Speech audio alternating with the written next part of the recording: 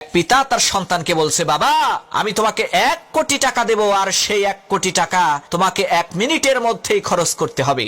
তবে মনে রাখবা, এরপরে আর কোনোদিন আমি তোমাকে 1 টাকাও দেব না। তাহলে এখন তুমি আমাকে বলো, সেই 1 কোটি টাকা 1 মিনিটের মধ্যে তুমি কিভাবে খরচ করবে? তখন সেই ছেলে বলল, বাবা আমি আমার ওই 1 কোটি টাকা এমন ভাবে খরচ করব, এমন একটা দোকান কিনে নেব যাতে সারা জীবন আমি ওই দোকানেই কর্ম করে খেতে পারি, আর সেই একটা দোকান থেকে আরো 10টা দোকান যাতে তৈরি করতে পারি, কোনোদিন যাতে আমার আর পয়সার অভাব না হয়। তখন সেই ছেলেটির পিতা বলল, বাবা ধরো তুমি 60 বছর দুনিয়াতে বেঁচে থাকবে, আর এই 60 বছরের মধ্যে আল্লাহ রাব্বুল আলামিন তোমাকে 189 কোটি মিনিট দান করেছেন। এর মধ্যে ঘুম, মজা মস্করা, আড্ডাবাজি আর শিশুকাল মিলে প্রায় 151 কোটি মিনিটই নষ্ট হয়ে গেল।